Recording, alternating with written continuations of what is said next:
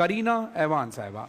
जब कौमें इल्म की शम्मा से ज़िया हासिल करने लगी तो जहालत के अंधेरों का खत्म हो जाना यकीनी होता है सदर आली वक़ार। और जब वो शम्मा शहंशाहे दो जहां महबूबे किबरिया मोहम्मद मुस्तफ़ा अहमद मुज्तबा सल्लल्लाहु अलैहि वसल्लम की जात की सूरत हो तो इसके नूर से सिर्फ जहां ही मुनव्वर नहीं होता बल्कि गुमराहियों में भटकते इंसानों के दिल भी रोशन हो जाते हैं। कि जब बेटी को जिंदा दरगोर कर देना आम सी बात थी, जानवरों से भी बदतर इंसान की औकात थी। काले और गोरे बाहम दस्तों गिरेबां थे, क्या अरबी क्या अजमी, सब नफरतों के पासबां थे। काबे के गिर्द लातों मन्नात की सूरत जहालत के निशां थे।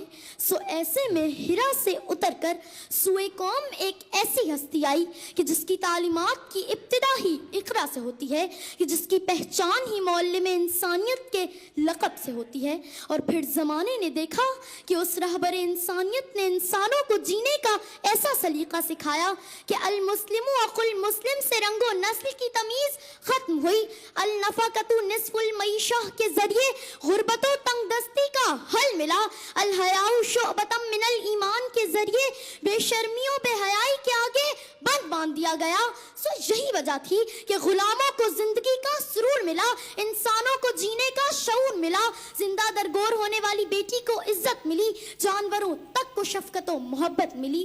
जी हाँ सदर आली वक़ार, आज भी अगर जहालत लिसानी तफरीक से लेकर मासूमों पर जुल्म और जबर तक या फिर सूद की जंजीरों और करप्शन की सूरत जाहिर होती है, जिसका हल मेरे नबी की दी गई तालीमात में ही मौजूद है, जिन्होंने लक़द काना लकुम फी रसूलिल्लाहि उस्वतुन हसना कहकर एक मुकम्मल ज़ाब्ता हयात अता करके इंसानों को जीने का शऊर सिखाया था कि मेरे हाथ में कलम है, मेरे जहन में उजाला, मुझे क्या दबा सकेगा कोई जुल्मतों का पाला।